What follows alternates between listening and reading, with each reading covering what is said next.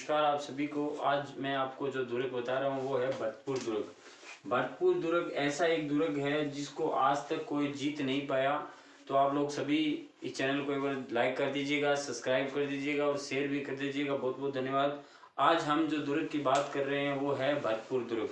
दोस्तों आप लोग सब जानते होंगे जितने भी दुर्ग है उन पे आक्रमण हुए हैं और आक्रमण के दौरान जो है वो काफ़ी पराजित भी किए गए हैं, कई हार भी हुए हैं, कईयों में जीत भी हुई है। लेकिन आज जो हम जिस दुर्ग की बात कर रहे हैं आप लोग सब जानते हो वो एक भरतपुर दुर्ग है जो लोहागढ़ दुर्ग के नाम से भी जाना जाता है, जो आज तक के रिकॉर्ड के अंदर अभी तक किसी को इस दुर्ग को आज तक कोई जीत नहीं पाया है।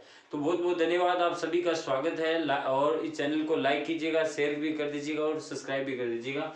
आज जो हम जो दुर्ग बता रहे हैं वो है भरतपुर दुर्ग, यानी इस दुर्ग को हम लोहागढ़ दुर्ग के नाम से भी जानते हैं। इसकी जो स्थापना है वो 1733 में सूरजमल जाट के द्वारा जो स्थापना की गई थी। ध्यान रखना ये इस जो दुर्ग को बनाने वाली जो स्थापना है इसके निर्माण जो कार्य है वो सूरजमल जाट के द्वारा की गई है और ये जाटों का जो है वो शहर भी माना जाता है भरतपुर दुर्ग। और भरतपुर दुर्ग का नाम जो है वो आप लोग सब जानते हो, दशरथ के पुत्र भरत के ऊपर रखा गया था। ध्यान रखना ये भी आपको याद रखना है, ठीक है ना। भरत के ऊपर से ये नाम रखा गया, दशरथ का जो पुत्र था उसके ऊपर नाम से भरतपुर रखा गया, ध्यान रखना। और एक चीज और मैं आपको बता देता हूँ कि भरतपुर दुर्ग में ही एक लक्ष्मण जी का भी मंदिर है। अपने पूरे राजस्थान के अंदर एक ऐसा मंदिर जिसको हम लक्ष्मण के नाम से जाना जाता है वो भरतपुर दुर्ग में है, ठीक है ना। याद रखना आप सभी को, बहुत बार एग्जाम में ऐसे क्वेश्चन आ जाते हैं।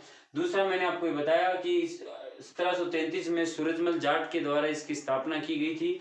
और हम क्या कहते हैं, इस दुर्ग को हम पूर्व का सीमा का प्रहरी भी कहते हैं। ध्यान रखना ये पूर्व दिशा के अंदर है, ध्यान रखना राजस्थान के अंदर। ये जैसे राजस्थान का अपना मैप आता है, ध्यान इस मैप के अंदर हम चलते हैं आगे, ठीक है। और यहाँ पर जो ये जो है अपना वो है भरतपुर दुर्ग, ठीक है।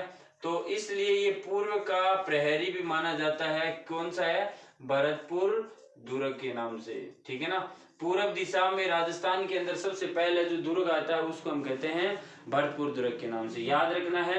अच्छा, राजस्थान का सिंह द्वार कहाँ किसे कहा जाता है? भरतपुर को ही कहा जाता है, ये याद रखना, राजस्थान का सिंह द्वार, ठीक है ना। और भरतपुर जो है वो संभाग आप लोग जानते हो, ठीक है ना।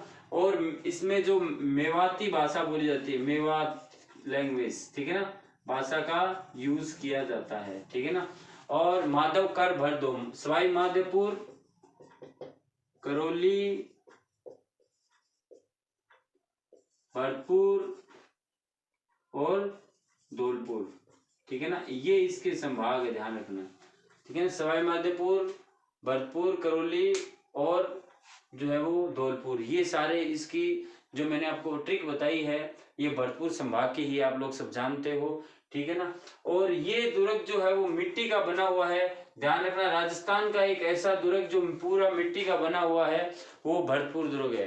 ध्यान देना दोस्तों कि ये इसमें जो मिट्टी से दीवार बनी हुई होती है, अगर उसमें अगर अपने बम भी फेंक दें या कोई गोला भी फेंक दे तो उस दीवारों पे कोई फर्क नहीं पड़ता है, क्योंकि इतनी मजबूत इस दीवार पे बनाई गई है। और कहा जाता है कि इस दीवार पे अगर आप दो आमने सामने ट्रक भी चलाया जा सकता है, इतनी मोटी दीवार है।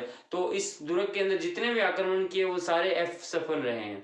इसलिए इस दुर्ग को हम क्या नाम देते हैं, इसलिए इस दुर्ग को हम क्या कहते हैं, अजय, मतलब आज तक इस दुर्ग को कोई जीत नहीं पाया है, ठीक है ना, अजय दुर्ग के नाम से जाना जाता है, ठीक है ना। और इसमें चारों ओर खाइयां भी है, ध्यान देखना। एक ये भरतपुर दुर्ग है, आप मेरे को कमेंट करके ये बताइएगा कि ऐसा और कौन सा दुर्ग है जिसके चारों ओर खाइयां है, ये भी आपको बताइएगा, ठीक है ना। एक तो भरतपुर दुर्ग है जिसमें चारों ओर जो है वो खाई खाई है, ये भी आपको याद रखना।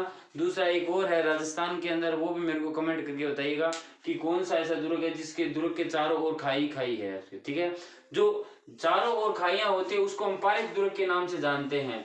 ऐसा दुर्ग जिसके चारों ओर खाई होती है, और दूसरा ऐसा दुर्ग जो एकदम समतल भूमि पर बना हुआ होता है उसको भी हम पारिक दुर्ग के नाम से जानते हैं, ठीक है ना। दो चीज याद रखना है आपको, कमेंट में ये भी करना है कि ऐसा कौन सा दुर्ग जिसके चारों ओर खाई खाई होती है, ये भी आपको मेरे को बताना है, ठीक है ना। तो ऐसा कौन सा दुर्ग जिसके चारों खाई खाई है ये आपको बताना है। दूसरा, इस दुर्ग को आज तक कोई भी जीत नहीं पाया है, इसलिए इस दुर्ग को जीतना असंभव होता है, ये भी आपको याद रखना है। इस दुर्ग को जीतना असंभव होता है। ओके, इस दुर्ग को हम किस नाम से अजयगढ़ दुर्ग के नाम से भी जानते हैं, बहुत बार एग्जाम में आ जाता है। अजयगढ़ दुर्ग के नाम से कौन सा दुर्ग कहा जाता है? तो ये कौन सा दुर्ग हो गया? भरतपुर का दुर्ग हो गया, ठीक है ना। और इस दुर्ग में दीवार जो है, जो दीवारें हैं वो मिट्टी की भर के बनाई जाती है। जितने कितने भी तोपे लगाए इस पे कोई फर्क नहीं पड़ता है, ठीक है ना। बहुत इसकी दीवार जो बहुत मोटी दीवार बनाई गई है, ठीक है। और उसके बाद में इस दुर्ग को जीतना असंभव होता है, इसलिए इस दुर्ग को हम क्या कहते हैं? लोहागढ़ दुर्ग के नाम से जाना जाता है, ठीक है ना। इस दुर्ग को जीतना इतना असंभव होता है, ये भी आपको याद रखना है।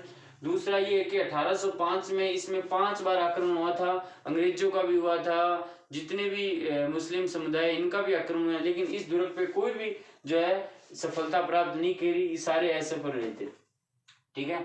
अंग्रेजों के द्वारा भी जितने भी आक्रमण किए गए थे वो सारे असफल रहे थे, इसलिए इस दुर्ग को अजय दुर्ग के नाम से भी जाना जाता है, ठीक है। और इसके बाद में राजस्थान में एक कहावत है कि गोरा हट जा रे, राजस्थान का भरतपुर आ गया, ठीक है ना। यानी गोरा मतलब अंग्रेजों को ये कहा है कि अंग्रेजों आप हट जाओ, अभी जो है भरतपुर दुर्ग आ चुका है। उसके बाद में एक और कहा जाता है कि 8 फिरंगी 9 गोरा हट रे, जाट की 2 छोरा। मतलब इतने लोग होने के बावजूद भी, जाट के जो 2 लोग होने के बावजूद भी इसको जो है वो सफलता हासिल नहीं की गई, ठीक है। तो इतना हमने आपको इस दुर्ग के अंदर बताया कि ये दुर्ग इतना महान दुर्ग है कि इस दुर्ग को आज तक कोई जीत नहीं पाया, ठीक है ना। और सूरजमल जाट के द्वारा इसकी स्थापना की गई थी। और उसके बाद में हम आपको आगे बता रहे हैं